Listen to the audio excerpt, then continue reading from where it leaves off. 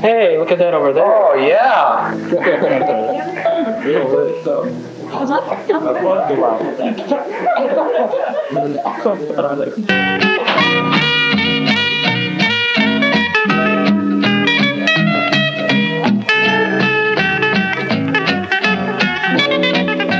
Hey, Joe, how's your rod turning on these days? Oh, crazy, man. Yeah, baby. It's like a dream, and is it fast, especially since we souped it up. What'd you do to hop it up anyway, Joe? Oh, I picked up a couple of jugs over here. Got a real neat bargain on it. Oh, yeah? You don't have to worry about money now that you've got the paycheck coming in every week, Joe. I've got that job lined up at the Olympic Cleaners. It comes through. My old man says I can quit school. Yeah, but who wants to work in a smelly old laundry? Well, it's better than going to school, isn't it? School is for kids. And what do you think you are? Come on, lay off, will you? It doesn't matter how he makes it, just as long as he gets a buck. That's what I always say. Boss told me he was going to give me a job driving a delivery truck now. Raising pay. Crazy. Yeah. Hey, I can go up to the gas station and buy gas from you now. Yeah, but, well, I don't work at the gas station anymore. But I got a better job all lined up now, all set up. Having a baby. You bet he has. Joe Conklin is one. Mike here is another. High school dropouts, boys in men's jobs. Not good jobs, of course, but jobs with paychecks that can buy an old jalopy or pay for its gas, or cover the tab on a big Saturday night.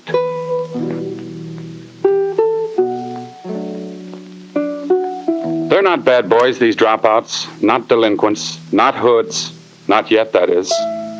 They may not even be stupid or backward or lazy.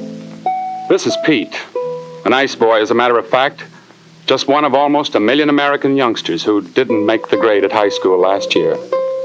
What makes a school casualty? This is harder work than Bill might be doing in the classroom right now.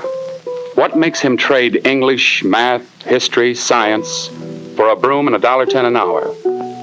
Why is a dropout? School people in many American cities have been asking this question, checking cases like this one, doing research, thinking hard about so terrible a waste of youth, so big a leak in our manpower reserve, so great a failure in our educational system. But the reasons why 1/3 of these students will leave school without diplomas are not simple. You can't put all the blame on the individual pupil or his family, or on our schools, or on our economic or our social system. Many hidden forces may be pushing this Jack or that Jill to the point of giving up. Dropouts, educators have found, just don't happen overnight. They take years to develop. Let's go back to the childhood of Joe Conklin, dropout. Did you talk to McGinnis about the new job? No, I thought I'd wait. Wait for what? Your whole life is going by. Pretty soon it's going to be too late. Look, will you leave me alone? I just want to wait. Well, what do you... Joe learned quite early in life that the name Conklin was not something to be proud of. Look, I'm doing the best I can. That's just the trouble. You are doing the best you can. It isn't very much, is it? In this day and age, how anybody can make a lousy $68 a week, I don't understand. Everybody's making money, but you know, everything isn't good enough for you. If you take after your father, it can only mean you're stupid. We can run And yet a small boy needs a man to take after. Someone to respect and learn from. I'm getting sick of this. Are you through now? And the kids are beginning to take after you, too. What kind of an example are you setting for them? They aren't doing their work. They're getting behind in school. I had to go see Joe's teacher the other day. I'll get him to do his lessons. Not all dropouts come from homes as unhappy as Joe's, but most of them do have parents who feel they are economic and social failures, who never read a book, who consider school a necessary nuisance, a waste of time. He's just taking after his stupid, no-good father. Why don't you lay off me? I'm so stupid and you're so smart. You and your smart family, you got 2 brothers on relief. Even in those years, way back, Joe was in trouble in the classroom. He had a pretty good head for figures, but you can't be any good in arithmetic if you can't read the problem.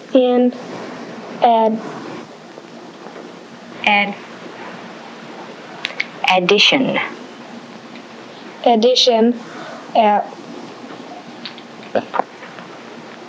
Point C, a bridge. 1/8 mile Long. long must be Built. built over a ravine. Ravine.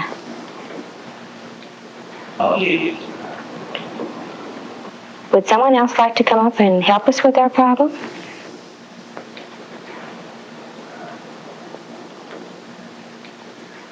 A teacher with 45 youngsters to handle just isn't able to spend enough time on a 5th grade boy who can't In read. addition, at point C, a bridge 1/8 of a mile long must be built over a ravine. The extra charge estimated by the subcontractor is $8,000. So by the age of 10, Joe was already starting to become a failure in terms of the school situation. He didn't like the kids who showed him up so easily. He didn't like teachers who seemed bent on making a fool of him. Not all his classmates were bright, but if they could read, they could get along. Many of them needed more help than they could get in the overcrowded classroom. Quite a few were working well below their intelligence levels. They all needed encouragement and higher standards to push them to their real learning potential. But there was no time for individual teaching. At least they could read. They had the key to the door of learning.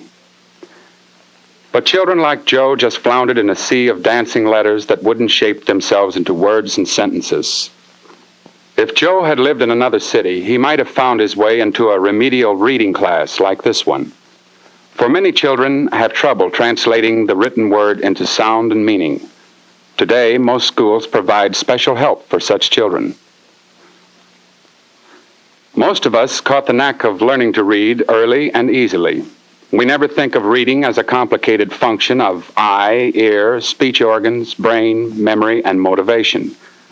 But for those who have trouble in any one of these areas, learning to read is a formidable process, a bitter, painful struggle. There must be some word wrong. What word is this? 4. It was late. 4. It was late. 4 starts with an F, doesn't it, Jim? This starts with a WH. Like why or when. It was late. When? All right. When poor readers are helped, they not only improve in all their other subjects, but their attitude toward school and often to life is greatly changed. The ability to read is a source of inner strength, a power that no one can take away. It's long. Did you just know it, or did you figure it out? Well, no, not exactly. But you can tell the A is long because the E on the end. All right, then that's our rule book. Next.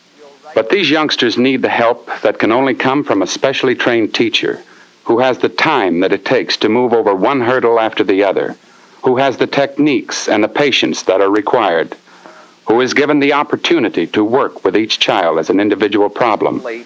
Think of a word that starts with the same sound that you can spell. When Kate. Do you remember this was the girl's name? Think of the letter that starts Kate. Broke the plate. Do you remember the word we used to illustrate the beginning of plate? Something you like to do? By the gate. Think of a word that starts with the same sound as gate. But such help takes planning and budget. Like 80% of our school dropouts, Joe was a problem reader whose problem was never solved. There are other forces that influence a small boy's attitude towards school. Pressures in the outside world. There are wonderful things in this world, and if you happen to be poor, the things seem more important than they are.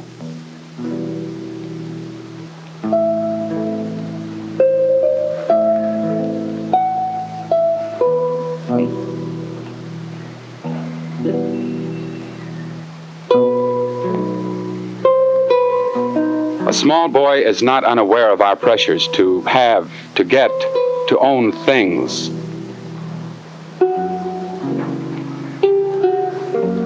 In church, in newspapers, on television screens, Juvenile delinquency and character breakdown are deplored. But on the street, in every town, we are hawking the tawdry wares of a spurious paradise, and no one is selling patience, hard work, higher values, let alone forbearance. But look, it's on sale, half price. You can't afford not to at least look at it. Well, all right. Let's go in.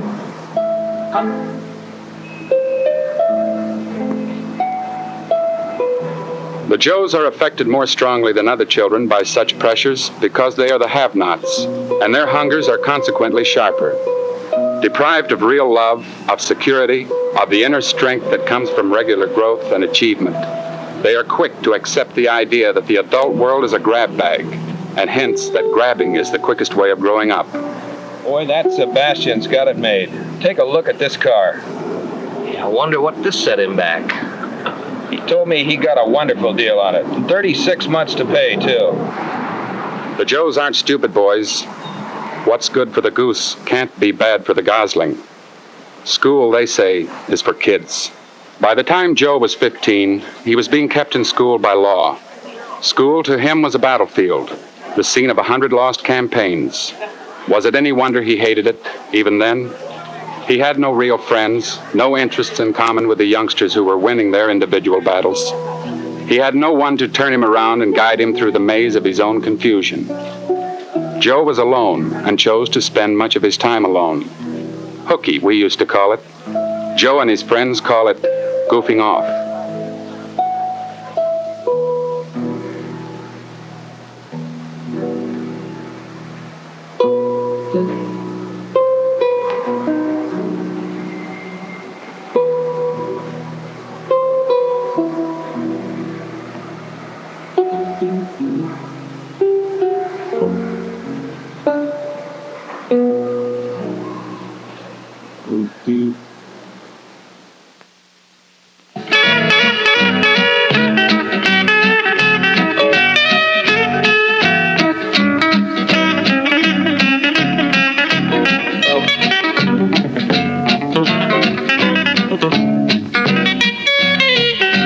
By now, Joe was a fugitive from failure.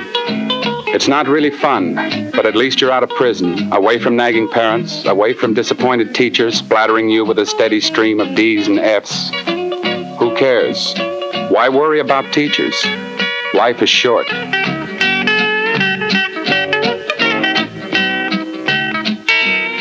The game may be pointless, but at least you win once in a while.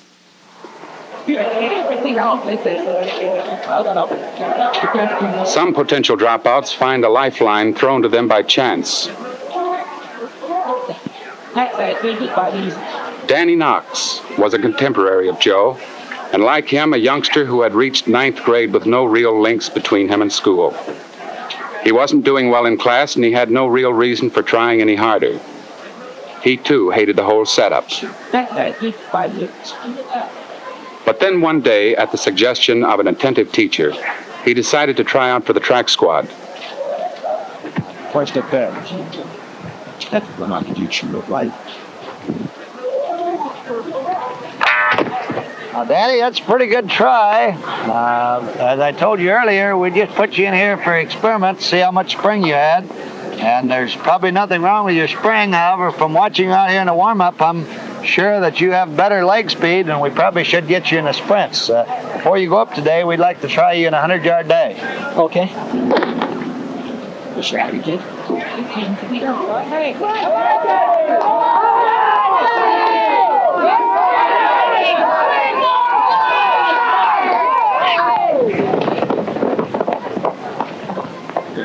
I'm sorry. The cinder path was to become Danny's road to friends, to a sense of belonging in school, to personal achievement, and eventually to better classroom grades. Extracurricular activity would help him to find his way back to the curriculum. Danny, the thing that I'm really enthused about is you running here with all these sprinters, men in our 100 and 220 men, and men off our sprint relay team here. You ran 3rd place in that. That's a real surprise. And your time is 10:07. Nice job. And, I realize you're new out here for track, but you find 10:07 is pretty remarkable for a new boy out here in his first time trial. So track is something that you have to work real hard at. It takes a lot of time and a lot of attention to detail. But I'm sure if you want to be with us, well, we want you, and we'll work hard with you. And the men here will be happy to have you among our group out here. Nice going. Thank you. After-school activities often help young people understand why they must study. Making A's and B's is often too abstract a goal for an adolescent, but the promise of career and prestige is a tangible target to shoot at. High school programs like this Candy Striper Club show youngsters what their roles may be in later years, roles that can only be played if their schoolwork earns them the right to take their parts. A few hours a week of adult responsibility can be a bridge to increased maturity. Today, most high schools have specialists who watch over the academic careers of the students. School counseling, still grossly understaffed in most of our communities, is the best antidote to underachievement, the strongest deterrent to dropouts. The school counselor is trained to watch for danger signs and to help in an emergency. He sees the students as persons with individual problems. Things going? No, pretty good. I was a little bit disturbed when I received this 6 weeks grade report. I thought you were going to pick up in English a little bit. Well, it all seems sort of pointless to me. Pointless? Well, I think I'm going to quit school at the end of the semester. What seems to be the trouble? Oh, everything in general, I guess. Isn't your boyfriend graduating this semester? Yes, he might get a scholarship to state. Does this have something to do with your decision?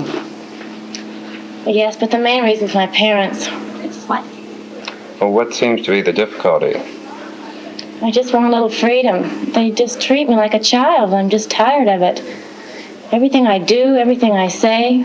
My mother has to even come with me when I buy my clothes. It just seems like she doesn't even trust me. They tell me who I can go out with, what time I have to be in. I have to bring my friends to the house before I can go out with them or anything. It's just terrible. I feel like I'm in prison. Have you talked this over with Bob? Yes, I have. He isn't pushing me at all. Of course, he doesn't want me to quit. Well, what are you going to do? Get a job. Any kind of a job. What could you do? Oh, I could get a job in the department store or a waitress. Anything. Is that really the kind of job you want? Well, no, I'd like to be a secretary, but I realize that takes education and a high school diploma. Do you think you could make enough at these jobs to live as you are now? I think I could manage. Really? Of course you couldn't. You're really after independence. But I wonder if this is the way to go about it. You might wind up with less freedom than you have now. If you stay in school a little while longer, you'll be on the road to real independence. If it only means getting the kind of job you want. Now, I know you could get along with your parents if you really wanted to. Why don't you think it over a little while longer? Well, I don't think there's anything to think about it. I've made up my mind, and I don't like school, and I want to drop out. Like Joe, Linda is anxious to grow up. Now, not later. She feels that leaving school means leaving humiliation and childhood behind. The counselor who understands adolescents and respects them can very often help them to change their minds.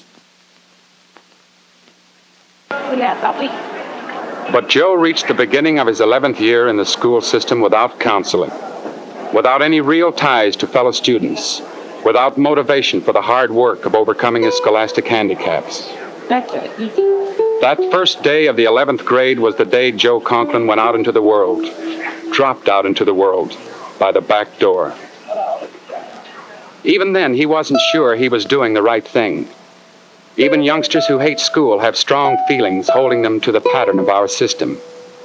He wasn't breaking any law now, but he felt as though he were. For few 16-year-old boys are men. They still need the companionship of other 16-year-olds. They still need supervision and protection. The grown-ups' world is frightening and challenging, even when it is attractive.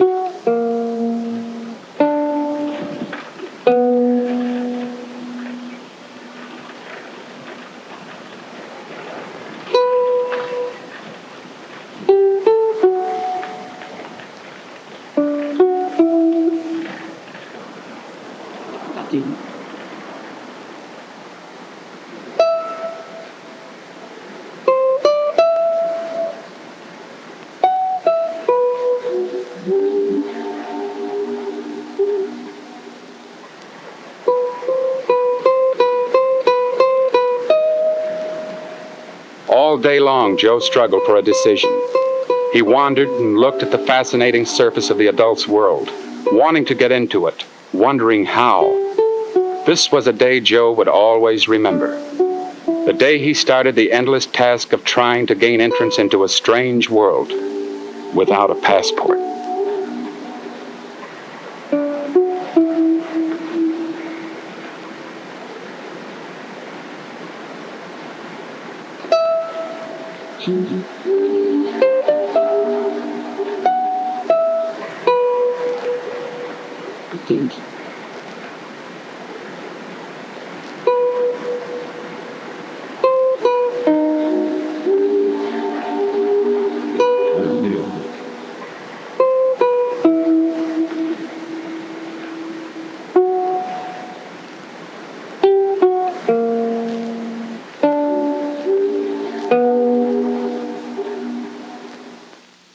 Most schools in America today are trying to keep their Joes from dropping out.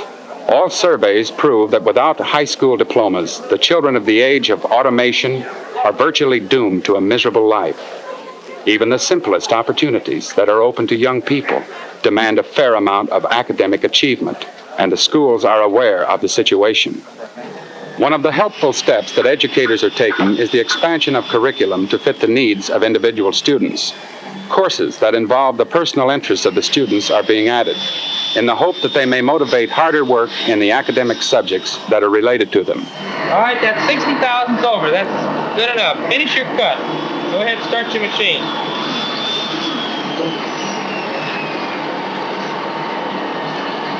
What is your dwell? 35. And even if they fail to improve scholastically, many of them are gaining skills and self-confidence that will help them in the adult world. Some schools have organized programs of work experience education and have added a new specialist to the high school faculty.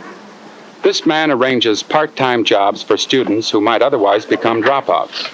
He contacts local businessmen who can offer employment under approved conditions. But he is an educator, not an employment agent. If the student cannot learn on the job, it is not acceptable. He found this building operation, for instance.